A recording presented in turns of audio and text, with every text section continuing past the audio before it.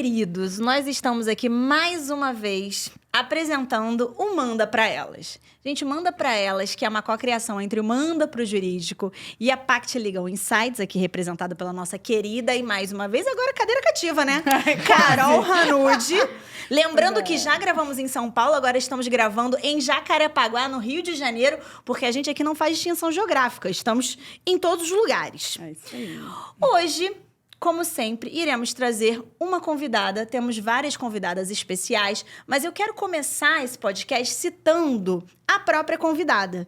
Inclusive citando coisas muito impactantes que ela falou. Eu vou trazer para vocês e depois eu vou deixar ela se apresentar. Essa convidada, ela já falou num evento sobre liderança feminina, que é a nossa temática de hoje. E ela fez um texto e ela traz esses seguintes dados que eu vou mandar para vocês. 51% dos profissionais inscritos na OAB são mulheres, mas ainda falta um longo caminho para essa representatividade chegar nos cargos mais altos. Somando as cortes superiores, há um total de 90 ministros, sendo apenas 17 mulheres. Nos tribunais regionais federais, são 178 magistrados atuando como desembargadores e apenas 34 são representantes do sexo feminino. Já nos tribunais de justiça estaduais, o total de desembargadores é de 1.659, sendo somente 349 mulheres. Além disso, as mulheres são minoria nos cargos de liderança, ocupando menos de 35% das posições de sócias em escritórios de advocacia, segundo dados de pesquisa Como está a diversidade de gênero nos escritórios de advocacia do Brasil. Já na liderança de departamentos jurídicos das companhias, somos apenas 45%. Então, Flávia, muito obrigada por você estar aqui hoje. Eu quero que você se apresente e que você me diga como é que é ser uma diretora jurídica dentro desse cenário do mercado jurídico brasileiro? Olá, que prazer estar aqui, que prazer fazer parte desse projeto. É um projeto super importante, junto a duas pautas que eu acho que são fundamentais. A gente poder democratizar a linguagem jurídica, que é um trabalho sensacional que vocês fazem, e trazer essa pauta que é tão importante, né? O direito hoje é majoritariamente feminino e ainda assim a gente tem muitas barreiras para encontrar e para alçar essas posições de liderança.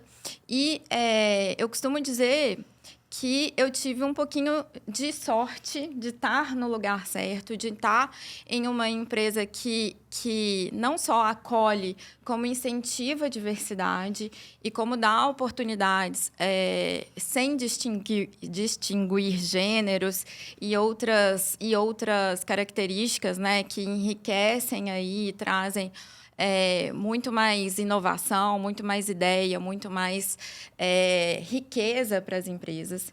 Então, eu entrei na IC, eu sou diretora jurídica de Compliance e ESG da IC. A IC é uma empresa aí com 32 anos de trajetória, uma empresa mineira que hoje está em 11 cidades diferentes. A gente tem quase 55 mil colaboradores espalhados pelo Brasil. E eu estou há quase 14 na empresa. Eu entrei lá como advogada júnior, eu tinha 25 anos. Eu vim de um escritório de advocacia para atuar na área de contratos lá na IC. E eu fui tendo oportunidades, né? E eu acho que a oportunidade é isso que eu brinco, que é a sorte, é você estar pronta para quando a oportunidade chega. Obviamente, eu sempre fui me preparando, eu sempre entendi que no papel de mulher a gente precisa ser excelente, a excelência precisa estar ali em primeiro lugar, né? Eu tô rindo, mas eu tô chorando, tá, gente? Não é brincadeira, não. É verdade, gente. Infelizmente, é verdade.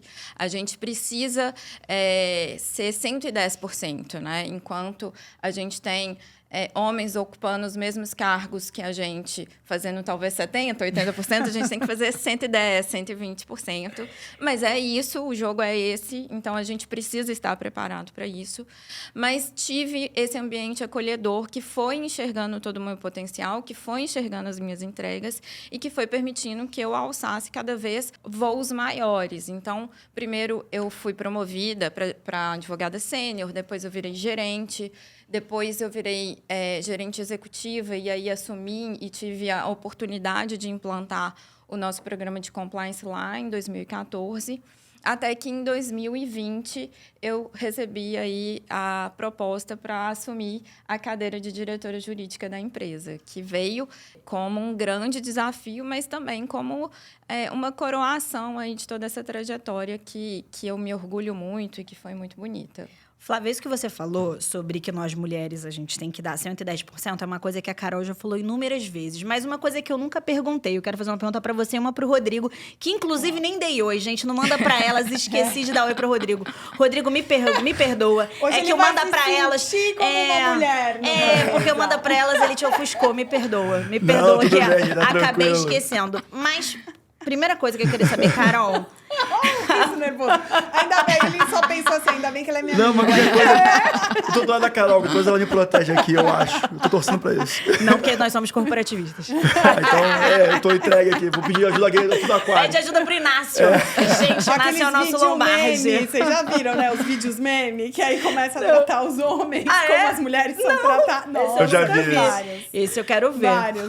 Mas, por favor. Mas, Carol, o que eu quero saber é como você se sente e como é a sua trajetória, levando em consideração isso que a Flávia falou, que eu sinto que você sente com certeza, que é essa necessidade de sempre ter que performar muito, muito, muito melhor. E o que eu queria saber do Rodrigo depois, logo em seguida, é se para vocês homens isso é perceptível, se você consegue perceber esse tipo de dinâmica e necessidade. Sim.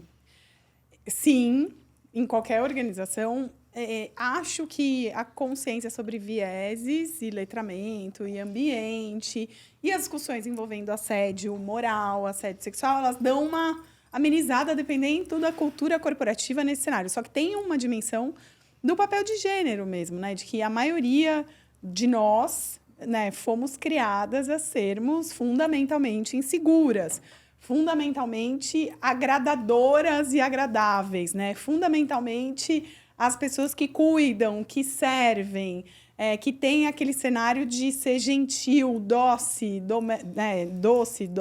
doméstica. Então, acho que isso influencia muito, porque a gente acaba também aceitando trabalhos, isso tem pesquisas incríveis, trabalhos que não vão te levar para uma promoção, que são os trabalhos não remunerados, que te oneram em termos de carga de trabalho, mas que não tem nenhuma correlação direta com a ascensão na carreira, seja ela profissional ou acadêmica, mas que vai desde pegar um cafezinho a, tipo, toma nota e faz a pauta, entendeu? E vai lá na comissão de X, na comissão de Y, quando não tem correlação, ninguém vai te avaliar baseado nisso e você está dando mais de si, sem necessariamente ter um retorno financeiro ou disposição, ou de potenciais, né, metas que você vai atingir para ascender. Então, acho que é um jogo de cultura com crenças limitantes ligadas ao papel de gênero e, por outro lado, também essa dimensão de assumir e ter uma dificuldade com dizer não e avaliar corretamente.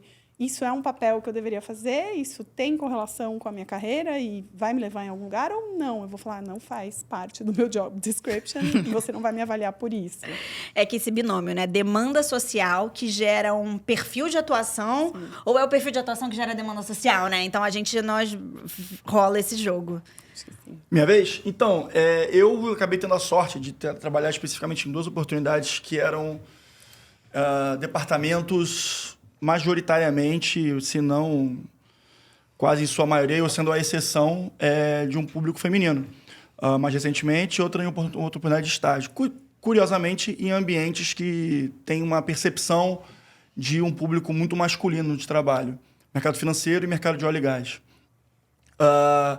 E a sensação que eu tive, observando alguns comportamentos em comparação, né, do que é comportamental do homem no mercado de trabalho e da mulher, e ouvindo em conversas de desabafo de colegas de trabalho, a leitura das minhas colegas de trabalho à época era que se elas fizessem aquilo ali, a percepção, a interpretação sobre o comportamento seria diferente da interpretação do que o homem faz quando age dessa determinada forma. Por exemplo, numa reunião específica onde um colega de trabalho age de forma mais agressiva, age de forma mais enfática, ele levando um tom de voz, batendo na mesa, enfim. Se um homem faz isso, quer dizer que ele está se impondo, que ele é impositivo, que ele é alfa, que ele é qualquer coisa nesse sentido. Se a mulher faz isso, fala que ela é desequilibrada. Histérica, né? Histérica, enfim, tem várias... de TPM. Tá de TPM, enfim, tem várias coisas nesse sentido. E essa troca diária com as minhas colegas de departamento, de equipe, me abriu esse olhar, né? De entender que realmente essas percepções são diferentes e que você agir dessa forma para o homem existe, sendo homem, tem uma tolerância muito maior. Eu entendo muito dessa forma e por isso, até como você falou, se eu tenho essa percepção, por essas conversas que eu tive a sorte de participar, eu, desde a época do meu estágio, eu tive essa percepção sendo, aos poucos, né, absorvida e ainda bem, porque eu acho que isso é um diferencial, um olhar que a gente acaba, que um homem que tem essa experiência acaba tendo em comparação aos outros homens que fazem uma diferença no mercado. E aí, Flávia, levando em consideração isso que o Rodrigo está falando, eu e o Rodrigo somos amigos, então eu já ouvi ele falar várias vezes sobre esse ponto de vista de ter trabalhado e ter tido chefes mulheres. Você, hoje, é diretora de uma empresa, e você falou que tem 55 mil colaboradores. E, se a gente levar em consideração as estatísticas, é possível que você trabalhe num ambiente que tenha muitos homens. Como é que é para você e o seu olhar para o mercado em relação a uma mulher que tem esse tamanho de poder dentro de uma empresa tão relevante? Como é que é para você essa relação entre ser mulher num ambiente em meio de cargos C-level, que são cargos de tomadores de decisão, e pelo texto que você mesmo trouxe, e eu me aproveitei dele para fazer a abertura do seu programa, ele é um ambiente majoritariamente masculino. Sim. Então, é engraçado, né? A gente passa por N situações em que a gente precisa conviver, lidar e reagir a todos esses vieses, né? Eu me recordo uma vez, na IC, a gente tem uma cultura que é super legal de receber os clientes para almoçar dentro da IC.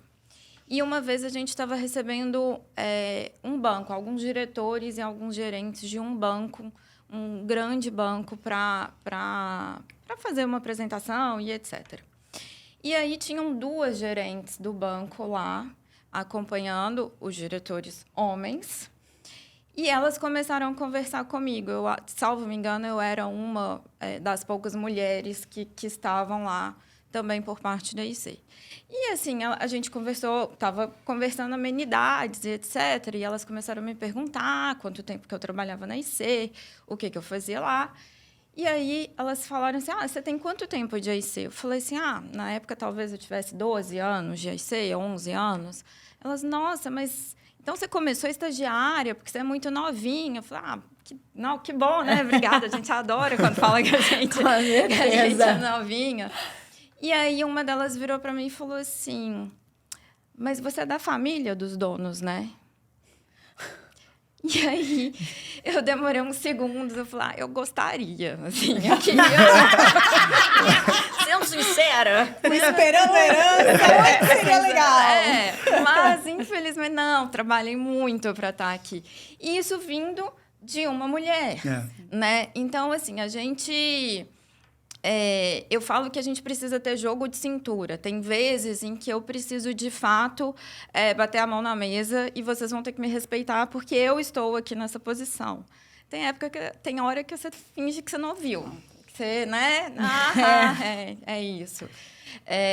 Eu tenho muitos colegas homens, muitos diretores homens, e eu sou aquela que fico lá toda hora. Você não pode falar isso, você não pode... Então, assim... Educando, né? Educando os homens, né? Então, assim, a gente precisa ter esse jogo de cintura. Tem hora que eu acho que é um momento de levantar a bandeira, de mostrar a importância dessa representatividade, de mostrar todos esses vieses, todo o preconceito que a gente sofre, a dificuldade, o nível de dificuldade que é sempre maior. Tem hora que você tem que ter jogo de cintura e saber lidar com aquilo, porque é isso, até para a gente se posicionar, muitas vezes, em uma mesa de negociação, numa mesa de negociando um contrato, ou negociando um acordo, ou numa audiência, se eu vou militar, eu sou completamente... excluída, né? Excluída e silenciada, né? Vão entender que eu não tenho capacidade de estar ali naquela mesa de negociação. Então, é muitas vezes ingrato. E eu sempre eu tenho hoje uma equipe, eu me orgulho muito disso, eu tenho uma equipe hoje majoritariamente formada por mulheres. Obviamente, é uma equipe que eu tento que seja o mais diverso possível, acho que ainda tem grandes oportunidades nesse sentido, mas hoje eu já tenho um quadro gerencial formado 100% de mulheres, que são mulheres incríveis, E, para mim, é fundamental que eu possa ser espelho e inspiração. Eu acho que essa é a grande forma de eu agregar e de eu lutar para que haja cada vez mais equidade dentro das companhias, né? E aí, completando até um pouco do que você perguntou para a Carol, a gente tem hoje na IC um quadro censitário que é formado por quase 70% de mulheres.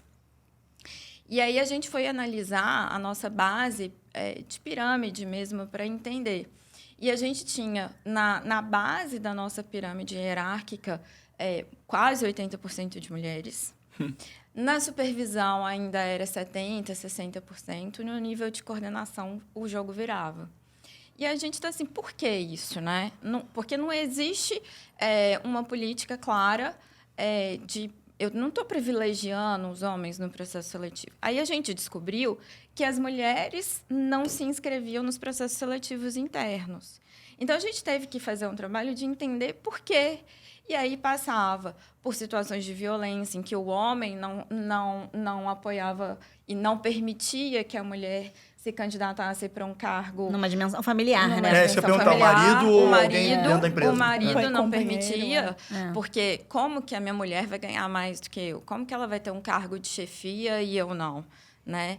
Então, passava muito pela síndrome da impostora, delas entenderem que elas não tinham as competências adequadas, até que a gente formatou um programa de mentoria de liderança feminina. Porque eu preciso formar essas mulheres da média liderança para que elas estejam preparadas para alçar os próximos voos. Elas precisam se encorajar a isso, né? Nossa, Flávia, interessante você estar falando isso, porque no episódio do Manda Pra Elas, em que a gente conversou com a Tati Alves, que ela é gerente do iFood, um dado que eu trouxe, que é um dado que fica muito na minha cabeça, é que uma grande parcela das mulheres, com essa estatística oscilando, mas sempre para mais 50%, elas não ultrapassam os cargos de gerência. Então, você não... E é exatamente esse momento em que a mulher vai fazer essa virada para um cargo de gerência, em que você já tem equipe, você lidera, mas você não sobe para o C-Level, numa estrutura corporativa, tá, gente? Você não sobe para o C-Level, você não sobe para uma diretoria, você fica ali naquele meio de caminho. E aí eu achei muito legal que você trouxe quais são as razões. Você já trouxe aqui uma dimensão familiar, de estrutura familiar, que pode ser uma estrutura patriarcal, que faz com que a mulher, ainda que trabalhe, que ela ainda assim seja hierarquicamente inferior ao marido. E aí você trouxe essa dimensão da própria mulher se boicotar, se limitar, né? E fora a sobrecarga da mulher, né? Todos os turnos que ela tem, que muitas vezes ela realmente não dá conta, né? É uma questão de sanidade. Não, com certeza, com certeza. E é exatamente isso que... Aí essa é a minha pergunta, quando você fala que a EC fez isso que eu achei incrível, depois até se você quiser falar mais, sobre essa estrutura de mentoria, a questão da maternidade, isso esbarrava, isso foi falado pelas mulheres, inclusive, como é que era essa questão dentro desse cenário?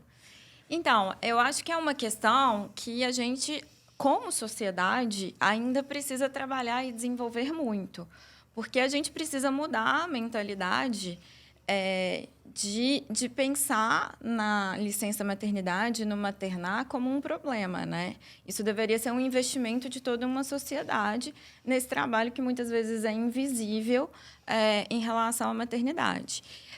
Eu sou uma pessoa... Eu sou uma mulher que decidir não ter filhos. E eu sou a primeira mulher a defender as mulheres mães no mercado de trabalho. Até porque eu convivo com várias delas, eu trabalho com várias delas, e elas são extremamente potentes, porque o que uma mãe não consegue, né, gente? Então, assim, o nível... E eu já tive várias experiências, né, de colegas de trabalho ou de pessoas da minha equipe que viraram mães já na minha gestão, em que eu conheço o antes e o depois. E é muito patente a forma como elas se transformam, a eficiência que elas ganham. A forma até, inclusive, apaixonada com que elas trabalham. Por mais que o cansaço pese, por mais que a criança pegue virose na escola, por mais que tenha todos esses problemas, eu acho que é uma a gente ganha, a empresa ganha, e ganha real, assim. Eu não estou falando isso aqui não, porque é bonito falar. É porque, de fato, são pessoas que entendem da gestão no dia a dia, né? 24 horas por dia. Ela acorda tá lá, gerindo, dorme gerindo, exatamente, né? se dorme. Então, de fato, a gente vem discutindo, é uma pauta que sempre apareceu para o meu grupo de mentorandas, elas sempre trouxeram isso como uma dor, como fazer essa conciliação, e eu sempre respondi exatamente isso. Vocês sabem gerir muito mais do que eu. Vocês têm muito mais material do que eu. Eu, como empresa, e eu, como representante da alta liderança da empresa, eu preciso garantir um ambiente saudável para vocês. Eu preciso lutar por um ambiente saudável e protetivo para vocês. Que vocês não tenham medo de voltar e não ter um emprego aqui. Essa é a minha obrigação, a minha responsabilidade e o meu compromisso. E vocês fazer o que vocês já estão fazendo, né? Que é difícil pra caramba, mas que todas elas sempre conseguiram de forma muito formidável. Flávio, deixa eu te fazer uma perguntinha. Você está falando agora de maternidade, enfim, a gente conversou nos episódios do Manda sobre o projeto Lei da Licença Paternidade, aumentar o prazo. E a gente tem uma... Acho que foi até no seu episódio a gente conversou sobre isso também, né, Carol? Eu acho que sempre que a gente fala sobre a desigualdade entre homens e mulheres no mercado de trabalho... A questão da licença... A posição da mulher na sociedade maternando, ela é uma das coisas que mais impactam você. Exatamente. Imagina, eu e o Rodrigo numa entrevista de emprego. Eu tenho 33 anos, sou casada. O Rodrigo tem 32, 33 anos e é casado. A pessoa vai falar, mas e aí? Tá pensando em ter... Bom, você não vai falar, vai refletir. E aí o Rodrigo... Vai botar na balança, com certeza. Alguém tem esse tipo de preocupação em relação ao Rodrigo? Como é que fica a nossa competitividade em relação ao mercado? A pergunta que eu te faço é, você no cargo de diretoria, enfim, você conversa também com diretores jurídicos espalhados aí por outras empresas. Como tem sido esse debate sobre essa questão da licença paternidade, que na minha percepção, se a gente verificar as redes sociais, noticiários, é um tema que está ficando cada vez mais latente aqui na nossa galera. Eu assim, acho pessoal. que por mais que ele tenha ganhado o holofote nos últimos tempos, ele ainda é extremamente incipiente. Infelizmente, assim. Inclusive, eu vejo algumas políticas, principalmente de diversidade dessas grandes empresas, discutindo uma extensão, mas longe de trazer um cenário que seja o ideal, né, de minimamente equalizar essa diferença entre o que é a licença maternidade e a paternidade. Mas no âmbito também legislativo, eu acho que a gente ainda está muito distante de um cenário em outros países, principalmente os mais desenvolvidos, que a gente já viu, infelizmente. Sim. E a miopia, né, e o discurso, enfim, polarizado e radical e conservador, ele é tão maluco, por um lado, porque não consegue entender a questão econômica. Né? A Europa está penando com o fato de que ninguém tem filho mais. A população está envelhecendo, não tem quem vire população economicamente ativa para financiar o bem-estar social. E, assim, a conta não fecha, né? Assim, não fecha e é um problema. E você não consegue, né, pessoas para trabalharem. E essa é a dimensão. Então, assim, é garantir sustentabilidade da Previdência, é garantir uma sociedade economicamente ativa, porque ainda, por enquanto, pelo menos em 2024, as únicas pessoas que conseguem parir são as pessoas que têm útero, né? Sim, ainda estamos nesse cenário. E, assim, como que a gente administra isso? Essa sua reflexão me despertou. Você acha, Carol, então, que a inversão da pirâmide etária que nós vivemos, inclusive no Rio de Janeiro, posso falar, as maternidades elas estão fechando para virarem geriatria. Você acha que isso tem uma relação, que o fato da estrutura da mulher na sociedade, a maternidade, ela acabar se tornando uma questão, uma potencial questão na vida da mulher, inclusive na vida da mulher que quer se desenvolver profissionalmente. Você acha que isso tem uma relação direta com a inversão da pirâmide etária na nossa estrutura mundial? É que tem o outro risco da inversão da pirâmide etária, que é o risco que a gente tem visto nos fenômenos Brexit e etc. Sim. Que é, tipo, um pessoal facilmente mais, entre aspas, manipulável com a dimensão de fake news, de desinformação, porque não foi criado nesse cenário. E que, às vezes, tende a ir para os extremos de posições radicais, principalmente ligadas à liberdade sexual, ao domínio, né, das escolhas reprodutivas da mulher, também. A questão de xenofobia, etc. e tal. Então, eu não sei, porque tem o outro perigo, que é muito mais gente mais velha participando das decisões em sociedade. e que, às vezes, trazem vieses de um tempo muito difícil de ser ruído aos 70 anos. Né? Uma pessoa que foi racista a vida inteira e está com 75 anos, é muito mais difícil de você, às vezes, conseguir alterar esse posicionamento ou influenciar positivamente. É uma pessoa menos flexível, assim, historicamente, é uma pessoa menos flexível. A gente está falando sobre estereótipo, e a gente sempre erra porque a gente está sendo preconceituoso, porque trabalhar com estereótipo é ser preconceituoso.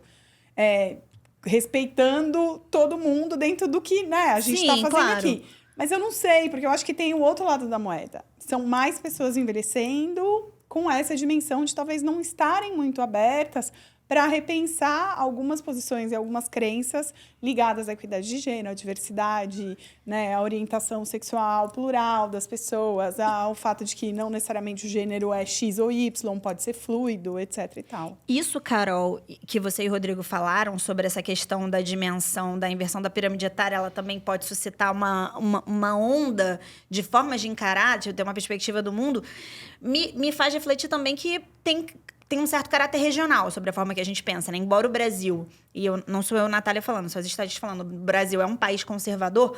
No Brasil temos estados, assim como nos Estados Unidos, a Califórnia é um país, a Califórnia é um estado, mas... Quase um país. Culturalmente, mas ela é um estado mais democrata, no caso lá, é mais liberal, né, do que conservador. E isso também acontece no Brasil.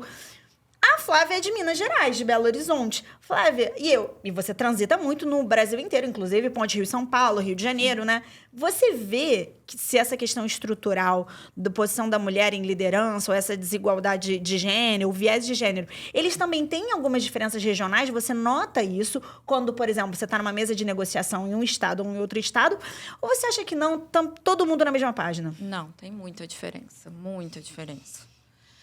E eu acho que passa muito por isso que você está falando. Quando eu estou... E a IC está localizada nas maiores capitais do Brasil e também em cidades menores do interior do Brasil, é completamente diferente, né?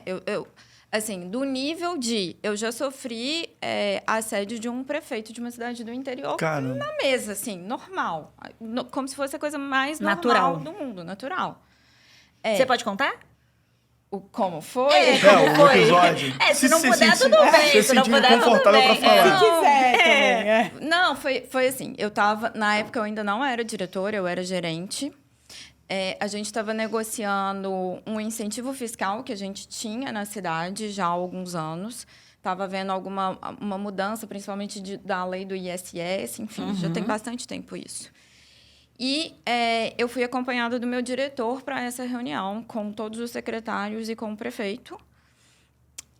E eu estava explicando, eu estava fazendo toda aquela defesa, porque eu cuidava da parte tributária. O meu diretor, na época, ele era completamente voltado para a parte trabalhista. A formação dele era trabalhista, então ele estava me deixando muito livre ali para fazer toda a discussão.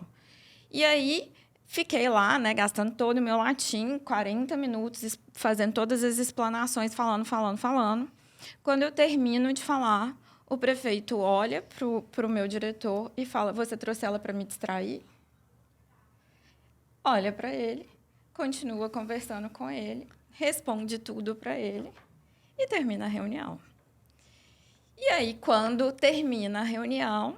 ele ainda vai despedir de mim de uma forma completamente... inadequada para ser política. Exatamente. Sendo muito polida, completamente inadequada. Caramba. Cara, eu escuto uma coisa assim, gente. E assim, o pior, eu sou sócia de um escritório, então assim, eu tenho vários clientes, várias empresas que são clientes. E assim, quando você está nessa dimensão, que você é o cliente ou você está ali numa negociação, tem certos níveis de imposição que você não pode chegar, porque você está numa esfera profissional. Mas a vontade que dá, assim, a forma como... É quase primitivo, né? O desejo, pelo menos meu, de me manifestar nessa situação. E eu acho que o desejo é legítimo de ter esse desejo primitivo. Mas o ambiente profissional faz com que a gente tenha que podar isso. Carol, você já viveu uma situação assim? É que, assim, já, principalmente quando eu era mais nova, né? Mas eu sempre fui meio do escracho, assim, meio do ridendo castigate mores, né? O riso corrige o costume. E acho que aquela coisa de falar sobre elefante branco na sala, assim, claramente. Sim. E pontuar. E às vezes as pessoas também saberem que se der uma mexida ali em você, vai dar ruim, porque Sim, você vai reagir, entendeu? É um pouco naquela dimensão da coraça e que às vezes as pessoas vão compreendendo.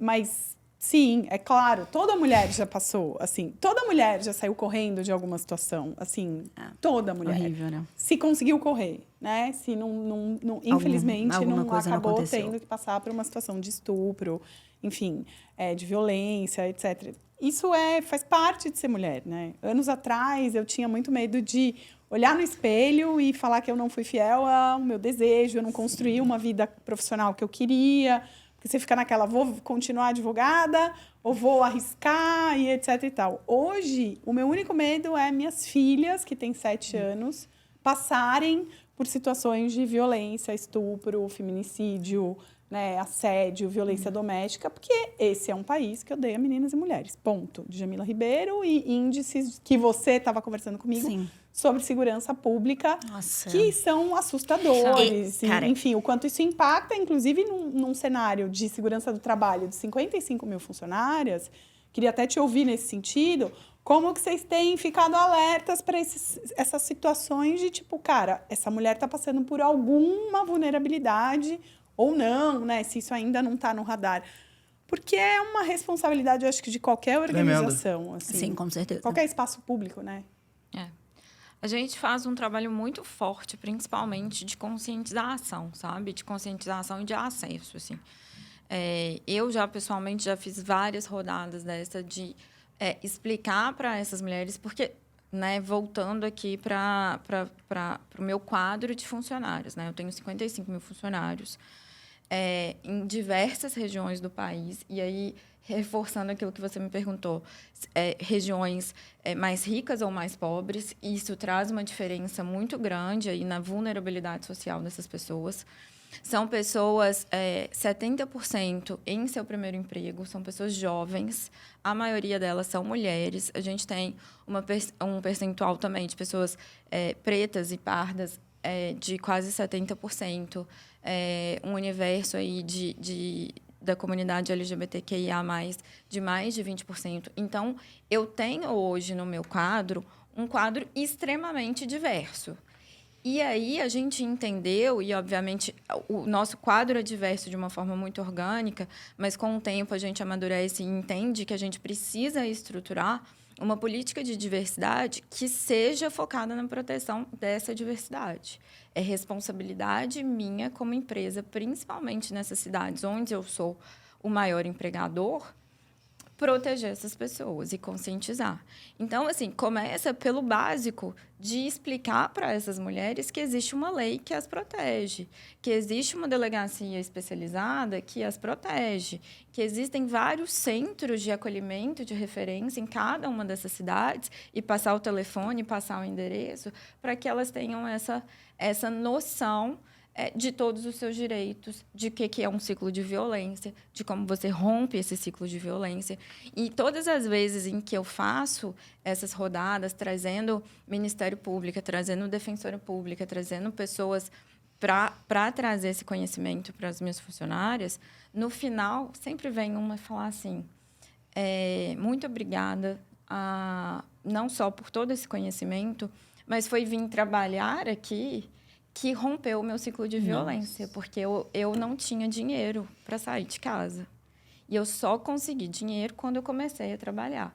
Então, até neste ponto, a gente precisa pensar em relação ao como é importante a mulher no mercado de trabalho, porque não só, né, mas se não tiver este passo de independência financeira, é impossível romper o ciclo de violência, né? Com certeza. Eu achei muito, muito interessante você falar isso na dimensão de um universo de 55 mil colaboradores e 70% serem mulheres. Você está em vários lugares distintos em que você tem níveis de escolaridades e a forma como essas mulheres se entendem. Só que... E aí você tem um ponto também que é um ponto tão cruel na posição da mulher da sociedade, é que você tem esses índices, tem esses recortes que tornam a situação um pouco pior. mais nenhuma mulher, independente do nível de escolaridade, ou de situação social ou de cor da pele, ela está, de alguma forma, livre, principalmente no Brasil, de sofrer violência doméstica, de sofrer algum assédio. Isso é muito sério, né? Muito sério, porque você não consegue fazer nenhum tipo de distinção de posicionamento socioeconômico, de desenvolvimento de escolaridade. Eu li um livro, gente, que eu recomendo para vocês, se vocês tiverem estômago, que chama Mulheres Empilhadas, que é um livro que fala, é uma ficção, mas ele traz muitos dados reais sobre uma série de casos de violência doméstica que tem resultado fatal. Cara, eu estava lendo esse livro em casa num domingo, e eu ia lendo o livro, eu ia ficando amarga, e meu marido olhava para mim e disse, o que você tem? Cara, aquilo vai te dando uma sensação de ausência de controle, né? Assim, de poder fazer alguma coisa. Eu acho isso muito, de verdade, assim, uma coisa que me toca muito, e eu acho muito legal vocês estarem numa empresa que tem esse olhar, que tem essa preocupação, principalmente por causa do número da base de colaboradores. Mas, assim, falando um pouco mais sobre liderança, Flávia, eu queria saber, assim, a gente está falando um pouco do papel da mulher, mas todos nós aqui tivemos líderes homens, certamente porque as estatísticas nos levam para esse lugar. Tem alguma coisa na posição da liderança masculina que performa essa masculinidade mais, assim, estereotipada, que você nunca gostaria de reproduzir? E aí eu te estendo também essa pergunta, Carol. E para você também, Rodrigo. Por que não, né? Por que não? Várias. Só uma. Nossa, frente a começo. Não, assim, eu acho que o principal é a forma muito estereotipada, aproveitando o termo que você usou, da diferença de tratamento com que normalmente os nossos chefes homens tratam a nós mulheres e aos homens que são nossos pares. Isso, para te falar, hoje é um dos pontos que assim, sabe quando fica engasgado aqui? Esse é um ponto que, para mim, pega muito, assim. Porque e é um ponto que a gente que fala muito sobre, né, equidade e a liderança feminina e etc. A gente não quer privilégio, a gente quer só a mesma oportunidade, o mesmo tratamento.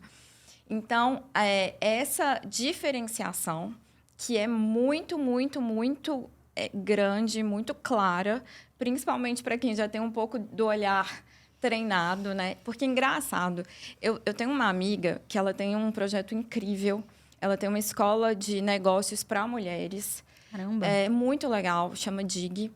E a gente é amiga há 20 anos. E eu sempre fui essa mais que sempre falou e que sempre se incomodou muito com isso. E ela começou a estudar muito sobre o assunto, ela teve, né, toda uma caminhada até chegar à criação da escola dela. E depois, quando ela começou a virar a chave, ela virou e falou assim, Flávia, depois que o mosquito pica, ferrou, porque aí a gente começa a enxergar de forma muito clara essas diferenças, essas barreiras que vão nos sendo apresentadas ao longo da caminhada, né? Então, essa diferença hoje, em relação aos nossos chefes, é algo que me incomoda muito. Corporativismo, né? Sim. Eu acho que a avaliação de performance, né? Eu não sei como vocês estruturam lá, mas eu até comentei no encontro que a gente fez para lançar esse projeto, enfim. Eu trabalhei temporariamente no Google durante alguns meses e tal, como empregada terceirizada. E foi lá a primeira vez, em 2018, que eu tive contato com um treinamento anti-viés. Eu nunca... Imagina, escritório de advocacia, gente, está na idade da pedra lascada, em termos de código de conduta, política de diversidade, enfim. Continuamos ainda sem trabalhar muito bem essa dimensão dentro do escritório de advocacia. Acho que é um meia-culpa que todos nós precisamos fazer. Sim. Quem está em escritório e quem contrata escritório, porque também não sobe a régua tanto assim, usualmente. Não, com certeza. Quero até te ouvir com relação a isso. Mas isso é algo que pica mesmo. Porque aí você começa a perceber como, tipo, a tua avaliação ela é nitidamente baseada em viés. E, às vezes, você também se pega olhando o que você está fazendo. Porque essa é a questão do mosquito que pica, assim. Todo mundo tem viés. Todo mundo. Então, se a gente fica nessa coisa, ai, não, porque eu sou uma pessoa sem preconceito. Não, querida, você tem, porque você nasceu em tal lugar, em tal classe social. As suas referências foram X, Y, Z. E, assim, os papéis de gênero lhe foram apresentados ao longo da vida. E você vai caminhar, homem ou mulher, às vezes reproduzindo isso, a não ser que você se letre e se questione com relação a isso. Então, o que eu mais tendo a deixar um pouco nítido e me questionar muito é isso. Eu estou avaliando com base, né, num viés, como que está sendo isso, o que eu, enfim, estou pontuando ou não. Mas ao longo do tempo, assim, até porque eu falo mais alto, eu sou uma pessoa mais espontânea e tal, eu começo a ficar muito quieta, assim. Nos últimos anos, quando eu tô muito indo pro lado, assim, eu quero te esganar, a pessoa vai perceber que, assim, eu no silêncio. Aí a pessoa fala, nossa, ela tomou um Rivotril hoje, não é possível. Porque, assim, eu não vou falar com você. Eu vou ficar quieta e vou engolir. E vou falar assim, não vou falar. Por quê? Porque eu sei que eu tenho um outro lado que, cara, ele é um lado que eu não quero soltar a fera. A fera vai ser solta na hora que realmente precisa, entendeu? Tipo, num tribunal do júri, num lugar assim que é o locus, é o espaço para isso. Mas a pessoa vai entender o recado, porque ela vai falar, claramente a Carol não está como ela é. Então, tá dito, mas não tá, acho que vociferado na cara da outra pessoa. Porque nesses processos de extremo, né, bate na mesa, essas coisas da agressividade, a gente destrói as relações também. E não só da pessoa com quem você tá, né, um pouco puta, e é normal, as pessoas erram ou falha de comunicação. E eu não gosto dessa ideia de cancelar as pessoas, sabe? Eu acho que as pessoas são acertos e erros, e a gente, ao longo do tempo, vai fazendo a avaliação sobre elas. Mas também as relações ao redor. Nesse processo de, às vezes, assim, você, sabe, vociferar muito, ir para o lado mais agressivo, mais do histeria e tal. E eu acho que não precisa, assim. Acho que a maturidade traz isso, né? Antes até do Rodrigo responder essa pergunta sobre essa questão do que ele não gostaria de performar, eu até acho que é um gancho, pessoal, para não perder, Rodrigo, me desculpa. Tranquilo. Uma coisa que a gente falou, inclusive, no podcast da Tati, eu quero falar nisso e eu espero que a gente repita em todos os outros, que é o objetivo do Manda Pra Elas, ele é mais ou menos no mesmo tom que a gente sempre fala sobre inovação. No Manda Pro Jurídico, quando a gente está nesse produto, a gente fala muito sobre inovação. E o que a gente brinca muito é que a gente prega muito para convertido. Eu falo muito para um público que já é inovador, que só debate inovação. E o Manda Pra Elas, um dos objetivos desse projeto é sair um pouco desse lugar, porque eu não quero que a nossa audiência seja aquela audiência que concorde com absolutamente tudo que a gente está falando, porque senão eu não estou saindo do lugar, eu não estou avançando. Eu quero que outras pessoas que discordem ou que tenham um olhar diferente, ou aquela mulher que veja e fala, não, mas as mulheres elas estão numa posição de igualdade com os homens na sociedade e no ambiente profissional, e ao mesmo tempo os homens que falam, não, eu acho que realmente as mulheres deveriam ser voltadas mais pro lar, ter esse performance mais tradicional. Eu gostaria que eles assistissem. E essa postura um pouco... por isso que eu peguei esse gancho, Carol, porque eu acho que essa postura, às vezes, agressiva, e essa raiva que toda mulher em algum momento já sentiu, como a Flávia narrou nessa infeliz situação aí que ela viveu, é uma raiva muito genuína. E toda mulher já passou. Só que acaba que, a depender da exposição dessa raiva, ela se torna pouco estratégica, porque você quebra o pacto argumentativo justamente com as pessoas que podem fazer um pacto coletivo de mudar a situação que a gente vive, né? De mudar a nossa estrutura. Sim. Não, pô, perfeito, Nath. Eu acho que é saber reagir de acordo com uma estratégia adequada para que você chegue no objetivo final, né? Eu acho que funciona muito. Mas aí, vocês falando, eu vou anotando aqui. A Carol tá vendo que tá toda rabiscada aqui, minha pauta. Cara, eu acho que uma falha que eu identifico muito grande, e até meu pai tem quase que vai se aposentar esse ano, né? Tem 40 anos na empresa dele, uma empresa de engenharia, então, enfim, tem um histórico, né, masculinizado, e muitas vezes ouvindo as histórias dele, acho que o principal seria uma falta de empatia, né? Se a gente vai puxar agora o tema da soft skill, eu acho que as pessoas não estavam... algumas histórias que a gente tomando uma cerveja, né? A falta de empatia para identificar alguns momentos que poderiam ser sensíveis na vida do meu pai ou na vida de algum colega que ele comenta comigo alguma história, funciona muito. E se a gente pensar no ponto de vista, como a gente falou ainda no começo, da maternidade, eu acho que a empatia sobre a maternidade e a paternidade também, por que não, é um ponto que as empresas, as organizações estão devendo. ainda. Eu acho que empatia é uma ferramenta muito interessante. Já sob o ponto de vista de coisas que eu tenho um pouco de preguiça da masculinidade, é a competitividade alfa. Esse estereótipo do macho alfa, para mim, acho que é a coisa mais 1997 que poderia existir. O Brasil São era... chamados Red Pill, Rodrigo, é isso? O Brasil nem penta era e a gente via aquilo ali. Então, quer dizer, e a gente ainda tem um resquício disso. Eu acho que diminuiu, de certa forma. Eu, como homem, eu enxergo que diminuiu, porque quando a gente fala de competitividade alfa, é de homem entre homem, né? Mas é uma coisa que acaba ultrapassando só essa relação de competitividade entre o coletivo, porque intoxica todo o ambiente, né? Eu acho que não é legal. Mas isso que você está falando é interessante, porque vocês, desculpam, vocês, gênero, homem... Sempre lembrando, né? Que a gente Nessa competição do alfa, isso reflete diretamente em nós, mulheres. Com certeza. Porque para que vocês sejam alfas, a gente precisa ir para proposição de submissão, de servidão, né? Perfeito. Então, é algo que eu acho que você colocou de uma forma brilhante, assim. Eu acho que porque a gente enxerga isso em vários aspectos. Quando a gente polariza em dois lados, vamos botar aqui numa competitividade alfa, os outros players ficam totalmente no ostracismo, assim, do crescimento. Ou a coisa de quanto fomenta a agressividade de vocês como rebote. Com Porque certeza. o que acontece? Eu já fiz um projeto uma vez, declaradamente só mulheres. Eram as mediadoras e eram as que iam ser entrevistadas no podcast. A gente sofreu bullying, falando um monte de gente, Instagram, não sei o que e tal. As pessoas e as organizações que estavam cuidando disso. Daqui a pouco vai ter que ter cota para homem. Dos mesmos criadores do racismo reverso. Né? Dos mesmos criadores do racismo reverso. E não sei o que, isso é um absurdo. Como colocar só convidadas mulheres no podcast e na mediação das mesas? E quantas e vezes em congresso que só tem homem, alguém se indignou? Né? Porque aí antes vocês competiam só entre vocês. Agora vocês sabem que a gente está ocupando espaço e a gente tem que entregar 110%. Aí fica difícil, 120%, né? E principalmente inovar mais. Isso que eu ia falar. Principalmente, isso para mim, assim, é claro, tá provado, assim, também tem pesquisa que prova que é a abertura e a flexibilidade cognitiva da mulher de falar, cara, talvez eu tenha um jeito melhor de fazer. O homem é como se fosse uma coisa do territorial, acho que é o status assim, quo, né? Que status quo, eu que fiz, manter, tá de pé, não vou mudar. A mulher já se abre mais. Então agora vocês ficam ainda mais agressivos. Quem é desse estilo... do alfa, porque, putz, agora além de concorrer com os homens, eu tô concorrendo com as mulheres. E vai ter que ter cota reversa. Ai, gente. Porque isso acaba vendo uma reserva de mercado, né? Desse lance, porque isso acaba excluindo as outras participações.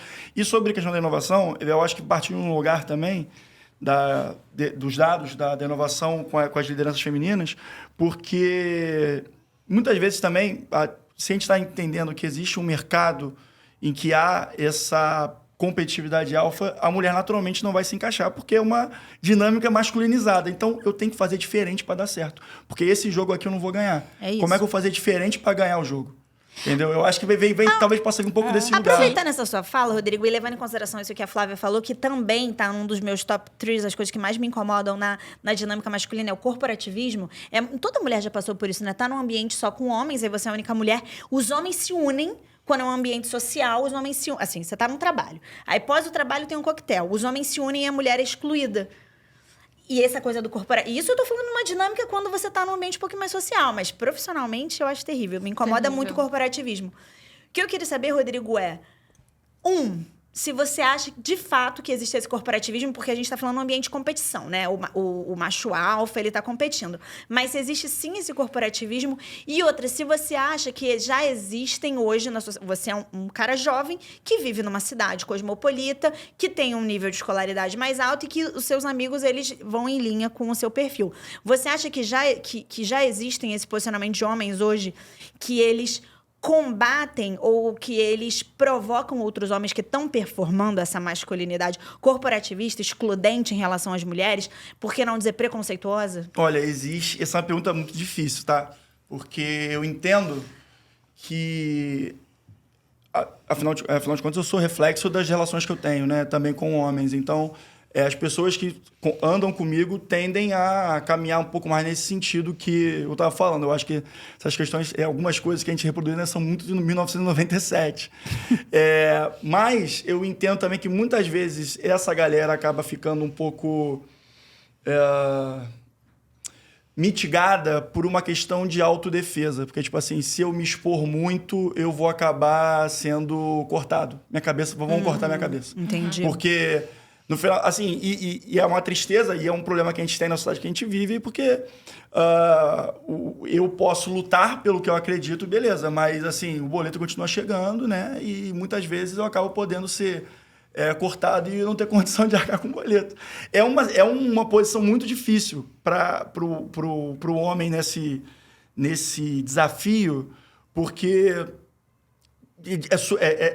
gente, falar sobre igualdade de gênero no ambiente de trabalho, para mim, parece uma coisa muito óbvia. Agora, a dificuldade que eu enxergo, principalmente para o homem nesse lugar, é você bater nessa cultura de forma que você ainda esteja blindado da sua posição ali para, enfim, não perder seu emprego, não perder sua posição, não perder a promoção que talvez você esteja construindo ali nas relações para poder crescer. É delicado, é um jogo delicado. Não, eu acho que não existe acho que não tem uma fórmula para você conseguir fazer isso. É muito uma análise de contexto. E talvez, até para eu lutar, por exemplo, eu acredito nisso, lutar para chegar nessa posição que eu estou almejando, talvez. De aliado, digamos assim.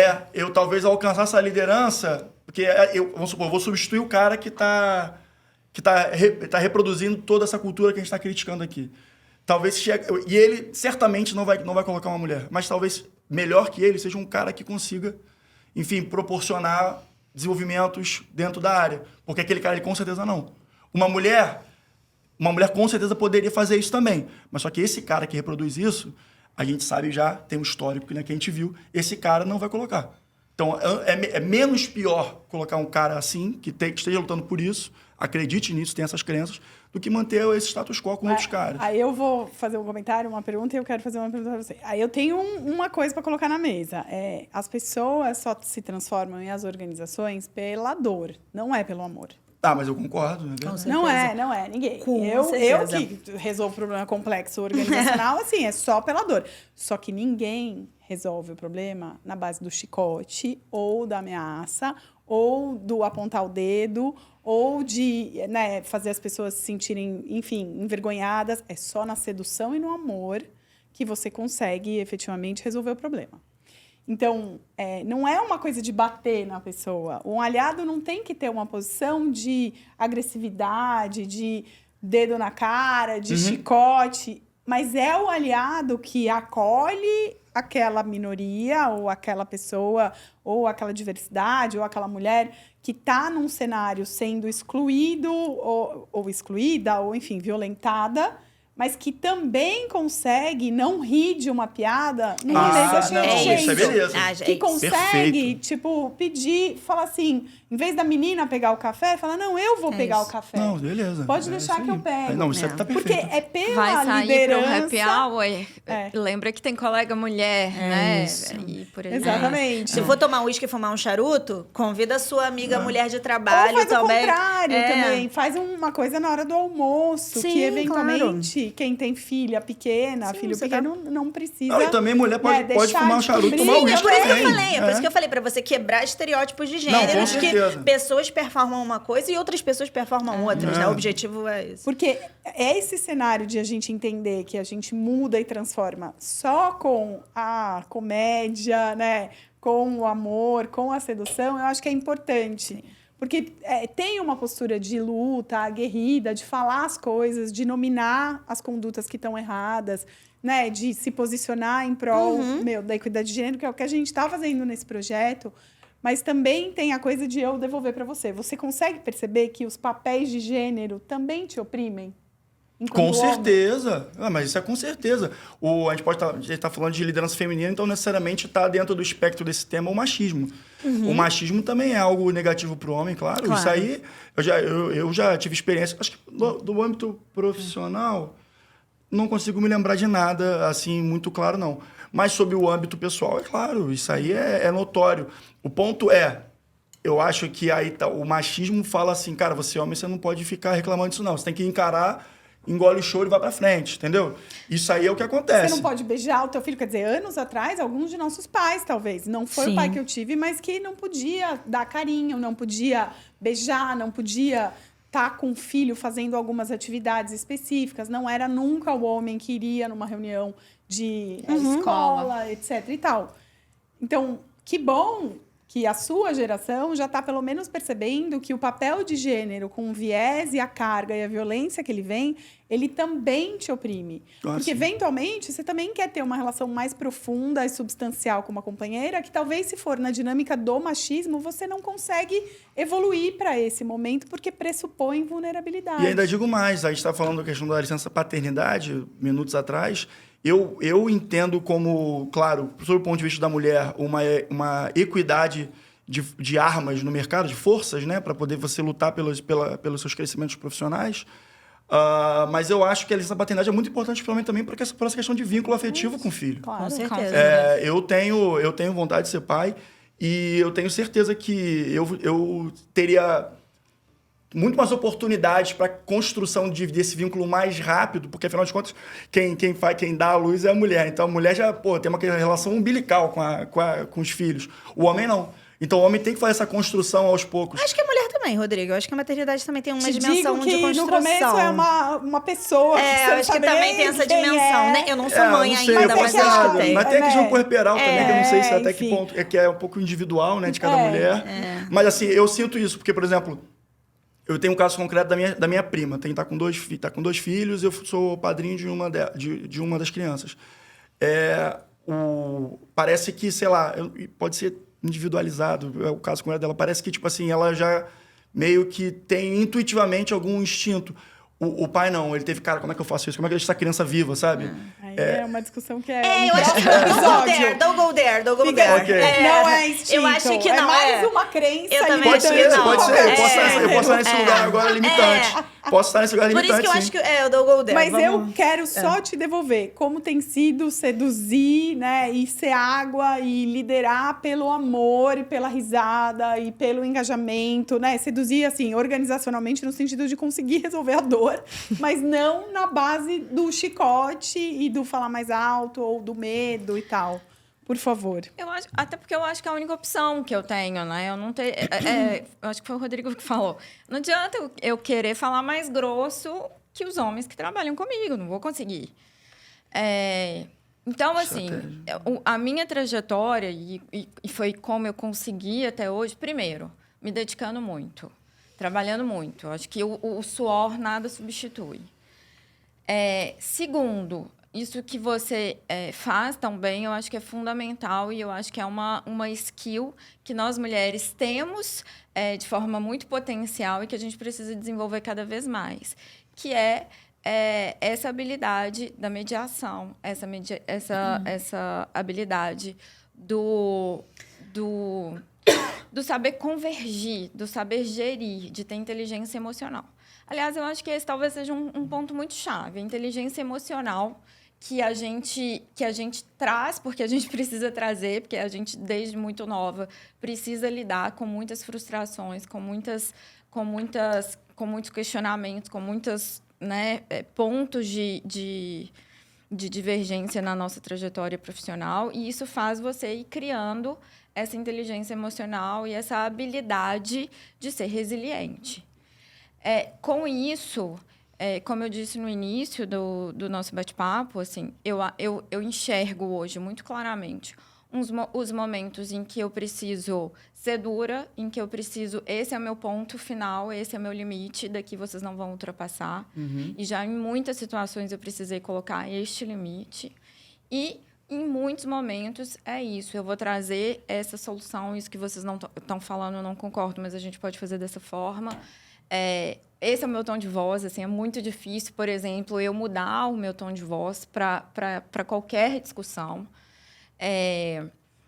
Eu tento ser a pessoa com a parte técnica, a parte fática muito bem embasada, muito bem segura, porque aí eu vou ter segurança para discutir. Então, esse eu acho que é um ponto fundamental. Quando você tem os fatos, você tem os dados, você fez o seu dever de casa, você tem segurança para levar aquela discussão para outro patamar. E você também tem que enxergar até onde dá para ir, assim. Tem brigas que a gente não tem que brigar, sabe? Tem batalhas que você tem que... Ok, vamos lá, bola para frente, segue o barco e vamos de novo. E tá aí, esse é o posicionamento, beleza. Então, a gente tem que ter essa inteligência emocional. Tem que fazer... A terapia tem que estar em dia. Exatamente. Ô, Flávia, quando você fala sobre desenvolvimento de skills que são mais tipicamente femininas, digamos assim, quando elas são empregadas de forma estratégica dentro de um ambiente de liderança, principalmente, eu gosto muito desse tema, é um tema que eu falo muito, porque eu acho ele muito útil, né? Eu acho que tem uma empregabilidade prática. O que eu queria saber se a gente está falando isso, é porque a gente está assim, tem mulheres na liderança, e tem mulheres na liderança não querendo performar uma liderança masculinizada. Como é que você acha que a gente está hoje, em termos de caminho para a igualdade nesse lugar? E aí eu vou tomar a liberdade da pesquisadora de gênero e pedir para a gente reformular essa pergunta. Porque não são femininas, são mais humanas. São Mais do que nos define enquanto seres humanos. É isso. Que é a capacidade de criar vínculo, de se abrir para ser vulnerável para o outro, de ter uma presença, uma escuta e um acolhimento. Mas é que a gente dissociou nesses papéis de gênero há milênios atrás. Isso é verdade, é verdade. Não, foi uma ótima intervenção. Não é sobre ela, foi uma ótima intervenção. Olha, infelizmente, eu não consigo ser muito otimista em relação à nossa caminhada para a igualdade de gênero. Assim, por todas as pesquisas que eu acompanho, a gente está cada vez mais distante das metas, né, que são discutidas em todos os órgãos internacionais. No Brasil, eu acho que a gente tem, exatamente pelo contexto socioeconômico, por todas essas particularidades, principalmente regionais, que a gente tem, todos esses recortes, a gente está ainda mais distante. Então, assim, no aspecto macro, eu tenho muito pessimismo em relação à igualdade de gênero. E, assim, a gente não pode fingir que a gente não está vendo toda uma onda extremamente conservadora, né? Extremamente... a gente comentou aqui, os red pills estão aí para não nos deixar mentir. E o que mais me assusta é ver cada vez mais mulheres, principalmente influentes mulheres, fazendo uma propaganda, porque isso para mim é uma propaganda, para que você volte para casa e seja submissa ao seu marido. Então, isso me preocupa muito, assim. Acho que é um fenômeno ainda pequeno diante de tudo que a gente vive, mas que está ganhando cada vez mais repercussão, ainda mais nesse momento de rede social que impulsiona tudo, que viraliza tudo. Então, eu venho estando cada vez mais pessimista em relação a isso.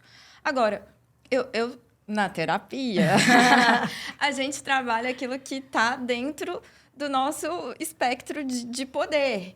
Então, da minha parte, eu continuo sempre me posicionando, eu estou em um lugar de privilégio, eu vim de um lugar de privilégio, né? Porque, por mais que eu seja uma mulher, eu sou uma mulher branca, que sempre tive condição de estudar em bons colégios, fazer boas universidades, o que me permitiu estar onde eu estou, e eu tenho muita consciência que eu preciso usar deste lugar de privilégio para trazer cada vez mais mulheres para perto de mim, para lugares... Isso é o que eu posso fazer nesse momento.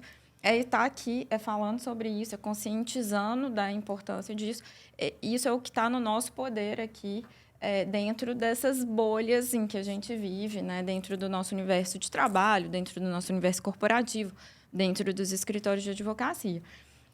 Agora, de fato, eu não consigo ser extremamente otimista, não. Carol, deixa eu te fazer uma perguntinha. Acho que você, como estudiosa, poderia... Sou só uma professora e curiosa. Só. Gente, vou aproveitar para fazer o jabá do teu episódio, que é uma aula, aproveitando que ela é professora, né, Nath? Maravilhoso. É maravilhoso. De verdade. É para assistir com calma, com um caderninho. Caderninho. Com caderninho. Aí, Nath, eu vou te pedir a licença para fazer essa pergunta, que eu acho que é legal falar sobre o quão importante é ter uma diversidade no time, para que isso gere eficiência e criatividade e qualidade no trabalho.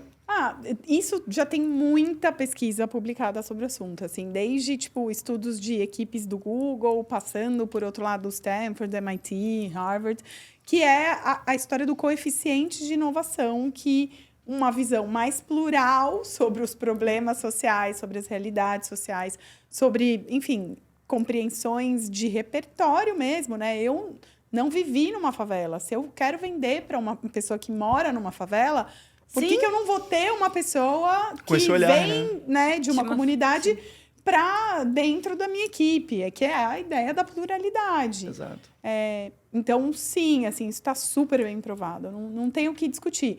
O problema é, o direito foi construído para quê, originariamente? Para manutenção de poder e privilégio, gente. Então, assim, não dá para imaginar que não vai ter uma tensão dentro dos espaços jurídicos a partir do momento que a gente consegue a democratização de acesso, porque significa que essa camada do poder e privilégio vai começar a ter competição. E esse era um poder e privilégio principalmente de homens brancos, ricos, né? Perfeito. Enfim, heterossexuais, etc e tal. Enfim, aí vamos marcar o próximo.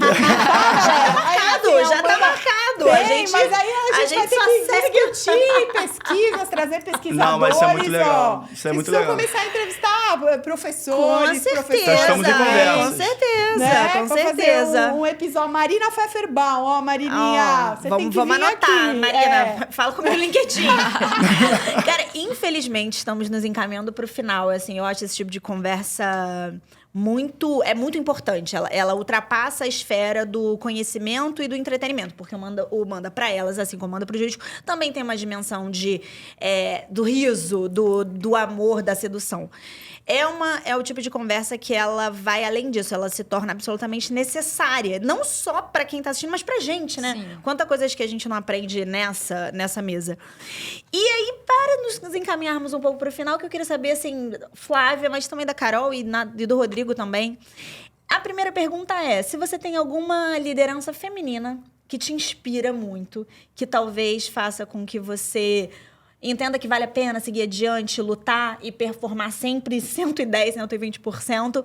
E eu vou trazer também, me apropriar de uma dinâmica que a Carol trouxe no almoço de lançamento do Manda Pra Elas, que eu adorei, quem você traria para essa mesa? Porque, assim como você falou, a dimensão da nossa existência, ela também é uma provocação ou ela traz o debate por si só. Foi como a Carol falou, muitas vezes a gente está numa mesa, num ambiente, a gente não precisa nem se manifestar, porque a nossa própria existência, a nossa própria posição de poder, ela já é uma manifestação em si.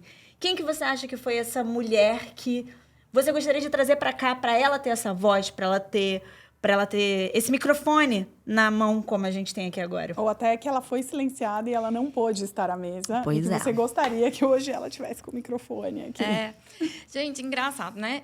Eu posso pensar em super mulheres, assim, fodas, que eu admiro, que eu sigo, que eu aprendo com elas. Mas quando vocês começaram a falar, sabe que a primeira pessoa que veio à minha cabeça, a minha madrinha. A minha madrinha, ela é a irmã mais velha de 6 irmãos. E ela é uma mulher... Hoje ela vai fazer 79 anos. Ela sempre foi uma mulher à frente do tempo dela, assim, em todos os sentidos. E ela foi a minha mãe, assim. A minha madrinha, mas espiritualmente ela é minha mãe. E ela é uma das pessoas mais inteligentes que eu conheço. Ela, diferente da maioria das mulheres da época e da geração dela, ela sempre trabalhou. Mas, justamente por todas essas camadas que a gente discutiu aqui, ela sempre trabalhou em cargos que eu acho que nunca fizeram jus a toda a competência, ao todo o potencial e toda a inteligência que ela tem. Então, assim, eu sempre mirei nela, assim, eu sempre quis trabalhar, eu sempre quis ser justamente por causa dela. E quando eu fui amadurecendo e me tornando mais velha, eu percebi que ela podia ter sido facilmente uma CEO foda, e que ela teria ensinado muito como ela ensinou, sempre ocupando cargos hierarquicamente não tão relevantes, assim. Então, vou fazer essa homenagem aqui. Como é o nome dela? Lindo. Sônia. Sônia. Viva Sônia.